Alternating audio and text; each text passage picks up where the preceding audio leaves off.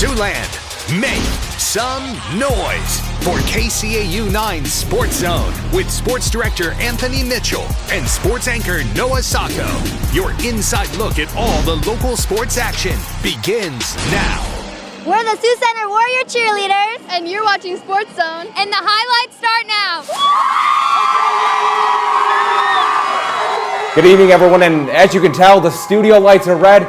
The logo right behind us, which means Sports Zone officially back. I'm Anthony Mitchell. Alongside me, the one guy who doesn't need an introduction, Noah Sacco. How does it feel to be back? Anthony, let me tell you, it feels great. It's hard to beat the energy of Friday Night Lights. And folks, we've got a ton in store for you tonight. Top matchups, big plays, and of course, our top stop and player of the week.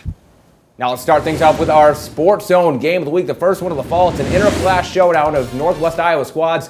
2A Power West Lion takes a trip down Interstate 75 to Sioux Center, taking on the Class 3A Warriors. The Wildcats have won 7 of the last 8 meetings here. Each has split the last 2. Sioux Center, though, poised to snap the trend in front of the home crowd. Scoreless in the first quarter, but that Sioux Center defense bring the pressure. Bryson Childress hits. He's thrown. Ball's up for grabs. Reed Holsoff falls on the fumble. Warriors, they're in business. Wildcat defense, though, catches a break soon after. Van Regenmorter's pass just a bit low for Sawyer Hetbrink. Turnover on downs. Now the second quarter, still scoreless. Defense continuing the theme. Isaiah Ellis breaking up that deep ball downfield to force fourth down. Scoreless going into halftime. Then the Cats' ground game would wake up in the second half. We talked about him earlier today. Tate Hoff faking out the D and the camera on the handoff. House call, he's gone. 62-yard rushing touchdown, 7-0. Wildcats hang on from there. They win it in baseball score fashion, 14-2 the final. And what a way to start the night with a game featuring a pair of potential postseason squads in Sioux Center and West Lion. Absolutely, but now it's time to get to the rest of tonight's action. We've got a huge battle in Lawton featuring a pair of perhaps the top quarterbacks in Class A this year. Woodbury Central visiting Lawton Bronson. And this one is a showdown of senior signal callers. Eagles quarterback Brayden Heiss and Wildcats quarterback Drew Klunder. LB looking for its first win of the series since 2015. Let's start with the first drive. You couldn't ask for a better start to the season. Eric McGill with a near 85-yard return, avoiding all tackles, and he's poised entering the end zone. 7-0 early for the Wildcats. Later on, a great completion here gets Woodbury Central to the 4-yard line. Wildcats then take the 4-0 lead with a Drew Klunder rushing score.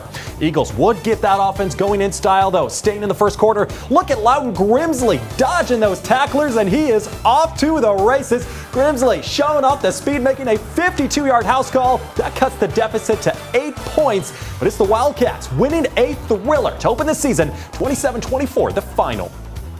Moving over to the metro area, Sergeant Bluff Luton hosting Lamar's. Bulldogs snapped its 7-game losing streak to the Warriors last season. Road team up 14-0. Lamar's going for the field goal. Giovanni Cabongo skies it through the uprights right there. 45-yard field goal breaks the school record. Bulldogs take a 7-point lead heading into halftime. This one quickly turning into a defensive battle. Home team shutting down Lamar's to keep them in the game in the third quarter. Nice stand there by the home team. The Bulldogs responding with an even bigger stop. Lamar's forced the fumble. It's a scoop and score for Bo Waddle. Lamar's goes on to win it, 41-13. Now to Memorial Field. Bishop Heelan kicking off their year hosting Kemper Catholic. Crusaders beginning their 75th years of program. We start in the third quarter. Kemper ball. Kemper's quarterback throws short, and Heelan is there to intercept it, running it back to the 10-yard line. Now jumping to the fourth. Kemper's ball again on the 20. And their quarterback throws, and Heelan is there to intercept it. He takes it all the way back. Pick 6, but hold on. There looks like a flag. This one may be coming back. Soon after, Heelan's ball drops back in trouble, throws it to the Heelan 3-yard line, and he takes it into the end zone for the game winner. That's right, game winner, as Heelan wins in a thriller 22-19 dramatic win. Another team that moved class is Sioux City West, playing its first game of the season as a member of Class 4A, welcoming Council Bluffs Lincoln at Elwood Olson Stadium. West looking to get started on a good note. Sincere Douglas hands it off to Shamar Harrell. He shimmies in, finds the end zone. Wolverines take a quick 7-0 lead. Still first quarter now. The visitors respond with a touchdown of their own. CB Lincoln running up the middle, cross the goal line. Ball comes loose. Don't worry, the refs call it a touchdown. 7-7 tie game. Last minutes in the first quarter. Lincoln's ball midfield. Quarterback throws it deep. Number 22 catches it wide open, runs it in for the touchdown. Council Bluffs Abraham Lincoln defeats Sioux City West 28-13. What a great block of games there, and we're just getting started here. Absolutely. We have a ton more coming up. Plus, who's going to bring home our first Top Stop and Player of the Week awards of the season? Some great candidates in our remaining games. Stay in the zone.